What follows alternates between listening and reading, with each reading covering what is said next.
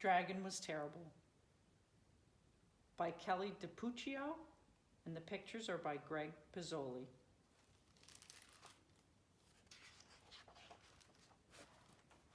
Dragon was terrible. Naturally, dragons have a bit of terrible in them because they're dragons after all. But this dragon here, super terrible. He stomped on flowers, he played tricks on the guards, and he spit on cupcakes. Who does that?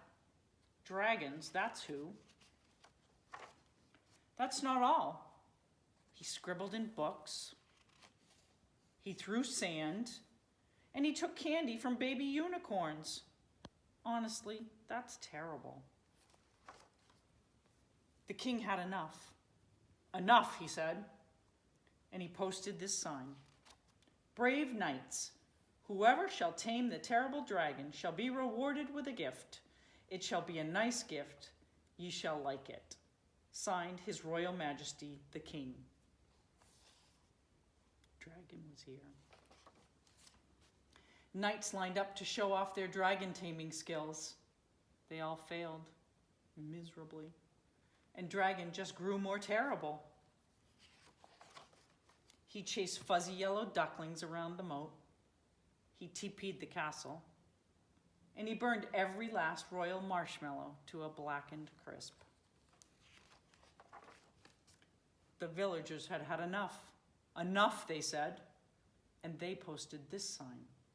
Brave people, whoever shall tame the terrible dragon shall be rewarded with a gift from the king. It shall be a nice gift. Ye shall like it, we hope. Signed, His Royal Majesty, the King. Dragon was here again. Ordinary blokes and lassies lined up to try their hand at taming the dragon. They all failed, embarrassingly so.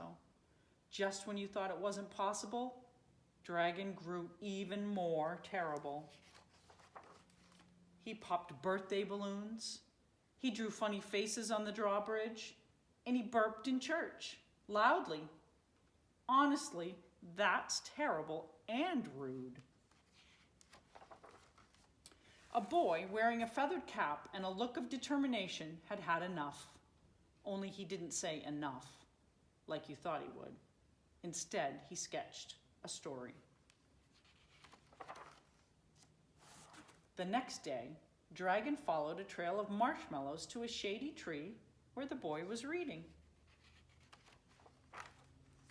The boy spied the dragon out of the corner of his eye and began to read aloud in a booming voice.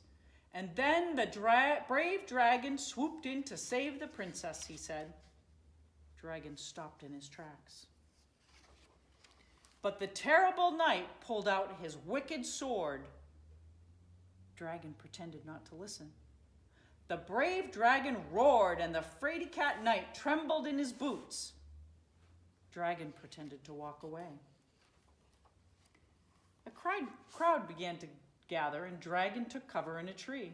The boy continued reading, page after page after page, until snap, crash, Dragon landed on the ground with a terrible thud. The crowd gasped. The dragon roared. The clever boy didn't flinch. He reached out a hand to the dragon and said, "Would you like to hear how the story ends? And just when you thought it wasn't possible?" Dragon smiled, and he took a seat beneath the tree with the other children. Honestly, that's adorable. The king cheered, the villagers cheered, the baby unicorn and fuzzy ducklings cheered the loudest of all. At long last, the terrible dragon had been tamed. The end. Hey, wait, what about the reward? Oh yes, that.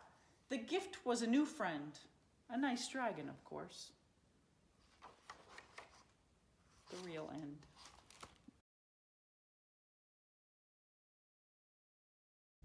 Baby Dragon by Amy Ehrlich and illustrated by Will Hillenbrand.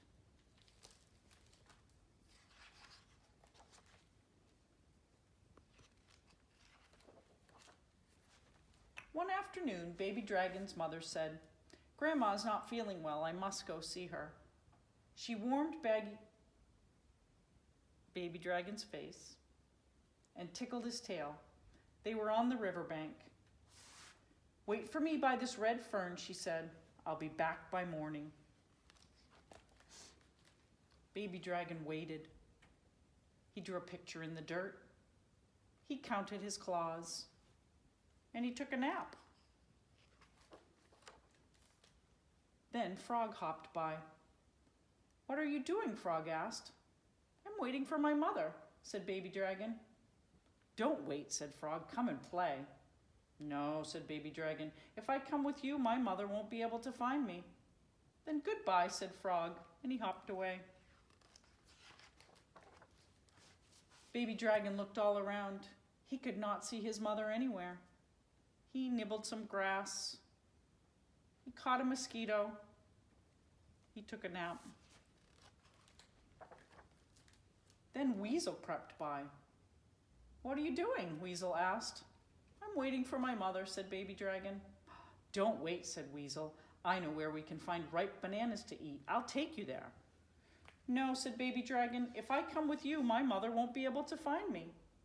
"Then goodbye," said Weasel, and she crept away. Baby Dragon sang himself a song. "I want my mother, I want her now. I want to warm her face, and how." Baby Dragon looked all around, but he still could not see his mother. She said she'd be back by morning. When would morning come? As Baby Dragon thought about his mother, he got sadder and sadder. He was even too sad to take a nap. Then Crocodile glided by. "What are you doing?" Crocodile asked. "I'm waiting for my mother," said Baby Dragon. "Jump on my back," said Crocodile. "I'll take you to find her." Baby Dragon looked all around. The sun was setting. The trees were black against the sky, but he couldn't see his mother. Crocodile was waiting. Baby Dragon closed his eyes tight and jumped onto Crocodile's back. Nightbirds called as they glided up the river. Crocodile swam for a long time with Baby Dragon on his back. Baby Dragon looked at the shore. He saw rocks and turtles and water buffalo, but he did not see his mother. Then the wind came up and sang to Baby Dragon in his mother's voice. "Wait here, I'll be back. I'll be back by morning." "Stop!" said Baby Dragon to Crocodile. "I want to go back and wait for my mother." But Crocodile only laughed. "Oh no," he said, "I'm taking you to my swamp up the river. I'm going to feed you to my children." Baby Dragon knew he had to be brave. He waited until Crocodile swam near a log. Then he closed his eyes tight and he jumped. The log slipped. Baby Dragon almost fell into the water, but he held on tight and paddled the log to shore. Crocodile kept swimming. He did not know that Baby Dragon had gone. Baby Dragon was safe, but he was still in a strange place all alone. He wanted to see his mother. He wanted to curl up against the curve of her and be her baby dragon. She had told him to wait by the red fern, but he had not waited. She said she'd be back by morning, but morning had not come. Morning had not come. Maybe there was still time. Maybe he could go back to the red fern and his mother would be able to find him. The stars were out, the moon was shining. Baby Dragon turned and walked back along the river, following the path of moonlight. It was a long way, but Baby Dragon put one foot in front of the other, one foot in front of the other, one foot in front of the other, until he came to the red fern where his mother had left him. It was still dark. Baby Dragon waited for morning. He heard storks splashing in the water. He felt the wind die down. He watched the sky grow light.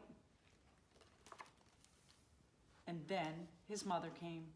She was very glad to see him. Baby Dragon curled against the curve of her, and they told each other stories of their adventures. "I missed you so much," said Baby Dragon. "But I said I'd be back by morning," said his mother, "and now look, morning is here." Will you always come back? Asked Baby Dragon. Of course I will, she said. Baby Dragon warmed his mother's face with his baby dragon breath. Then he ran to find Frog. It was time to play. The end.